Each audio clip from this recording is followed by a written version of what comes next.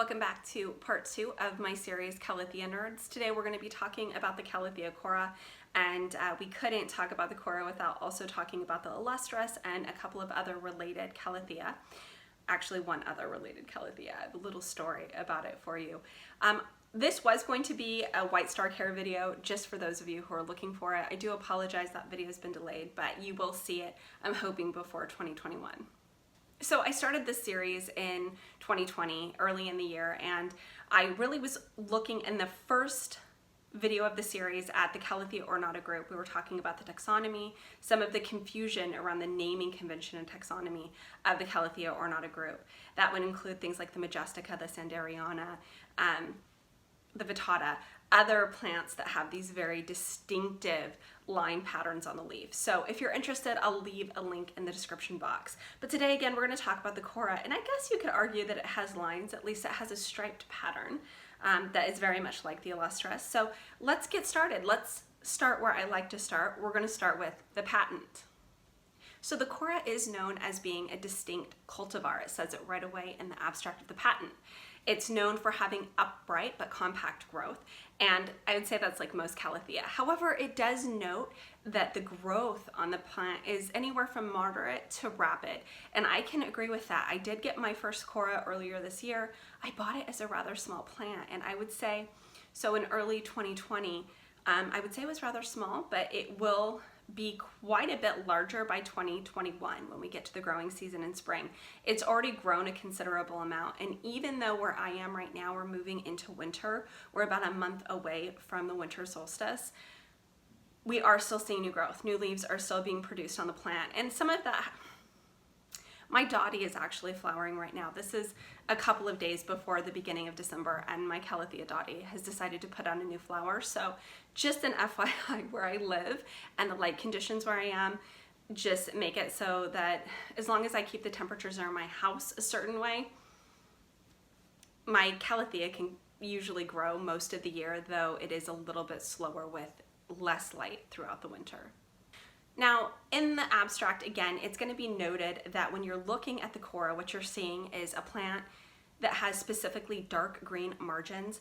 It's got stripes anywhere from a silvery green that run along the center vein, and it's a little bit of a striped pattern of silvery green versus green over and over again. However, it does note right away that when you're looking at specifically new leaves, they're going to be a little bit reddish in tone.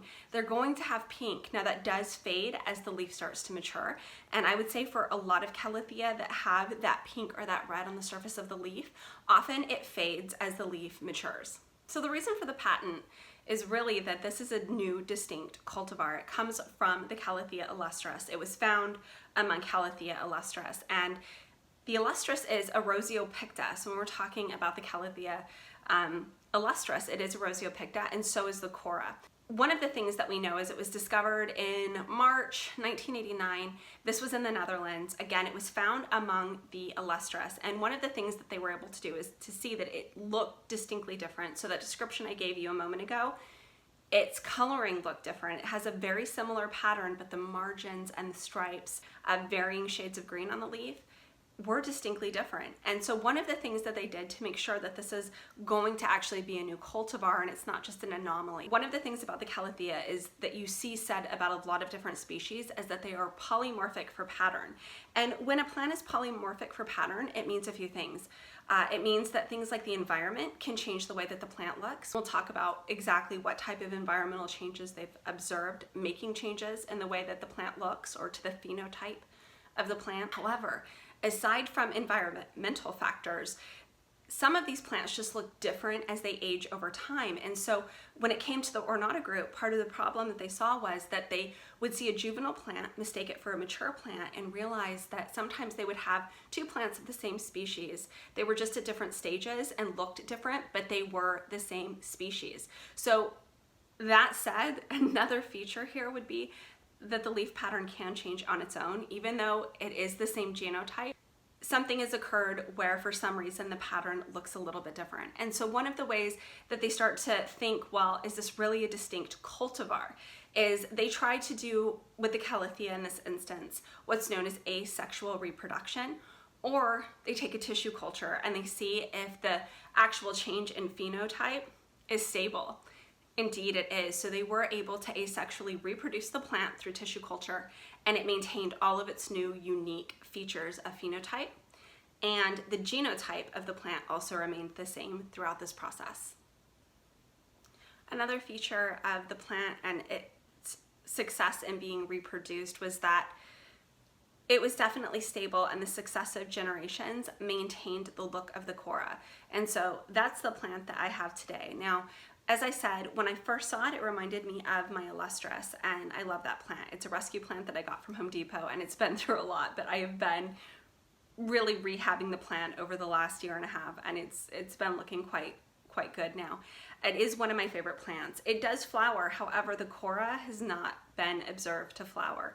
And so that is one of the things that can happen with some of these plants, whether it's a tissue culture, reproduction, or you might see somoclonal variants of plants. Some tend to flower and others don't. Now, when you look at the petioles of the plant, when you look at the backs of the leaves of the Cora, you notice that they are a dark purplish to reddish undertone. Usually it's quite opaque. This is something that we see in a lot of the Roseopicta and a lot of Calathea in general.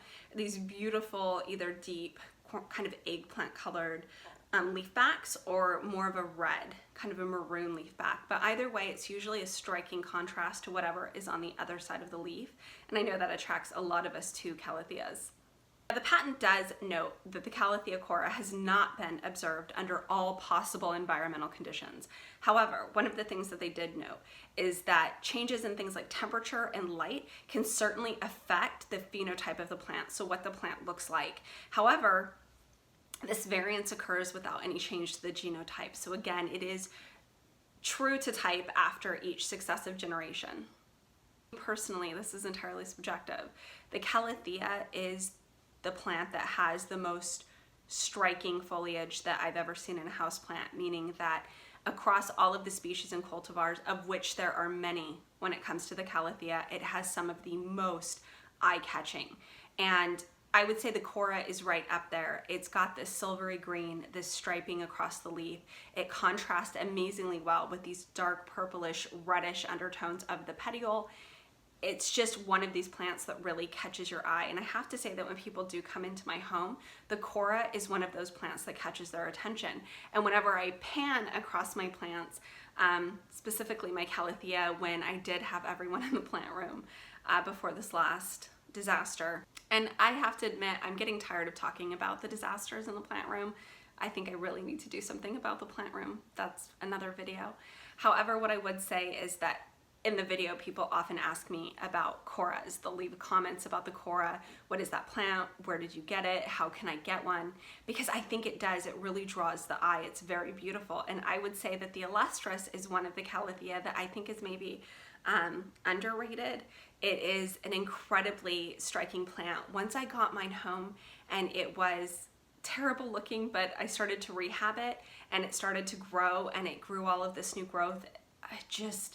It's so beautiful. But here's what I'm going to say is that over time, over the lifespan of a leaf, what the leaf looks like does change over time. So with the Illustris, when it first grows a new leaf, for me, the leaves are going to be a lime green and a dark green, and that striping variation and pattern along the leaf surface, along the main vein, is something that you see over time shift into being a dark to an almost, it's like a dark green to an almost black, almost the color of a dotty striping pattern. And so it does change quite a bit, and I would say that I think that both of those looks are really beautiful. I do happen to really like seeing the difference in leaves on the same plant. I think it gives it a lot more variation, and it gives it a little bit more depth. It's even more visually striking. However, the Cora, what I would say is it definitely has a lot more pink, almost at times what appears to be red on the surface of new leaves. So very striking. But like many Calathea, if you're a Calathea lover, you probably know this. You probably have some Calathea who, when the leaves are new, they present this pink or reddish overtone on the surface of the leaf that as the leaf matures, it goes away. So That is true for the Cora, but it is, any new leaf really adds dimension and coloration to the plant that again catches the eye. It's just a beautiful plant. And I would also say, you know, you do get some plants where the leaf actually changes. It goes from being maybe a red or a pink when you first get a new leaf to completely fading out. But there are other Calathea, like the rosy, I would say, where they're known to have a very pink, a very deep pink surface color as they're young plants, right? So the leaves stay that color as the leaves mature, but that as the plant itself begins to mature, that it stops producing these deeply pink leaves, or when it does, they do fade to a silvery green center. So that is one of those things that we see in the phenotype of the Calathea. It's polymorphic for pattern. The leaves on plants and what they look like as plants mature can definitely change, but again, environment has a lot to do with it. And one of the things that I've discussed on my channel is I probably give my Calatheas more light than is often recommended, because for me that has just produced stronger Calathea. But I think being close to windows and doors, honestly, these light sources actually probably puts them in the way of spider mites too. Another plant that is in this little family with the Illustris and with the Cora is the Calathea Angela. And the Calathea Angela, now I ordered one in summer 2020, and somehow what ended up getting shipped to me all the way overseas from Southeast Asia was a medallion, of which I have many. So I did not need this plant, and I couldn't work out an agreement with the seller that we both felt good with. So I just lived and planted this medallion. I just lived with it, and I didn't try doing anything else to get the Angela at that point. So I am still on the lookout for the Angela. It is a beautiful plant. It looks like the Illustris. It shares a little bit of the phenotype then with the Cora, but it has a margin that is bright white, and it actually reminds me of the Princess Jessie margin, where you have a thicker, in that instance it would be pink margin against a very dark black leaf. When you look at the Angela, it's got this kind of distinctive Illustris pattern, but that margin is bright white, and so it's such a contrast on the leaf. I can't wait. I've got to get my hands on that. So maybe that's plant goals for 2021, is to finally get a Calathea Angela. So I hope that you have enjoyed this Calathea nerd video. I do enjoy making these. If you like this content, be sure to let me know. I do have some other plants specifically that I would like to talk about in this series. If there's a Calathea or a grouping of Calathea that you would like me to focus on, let me know and I can do that. Until next time, be well and take care.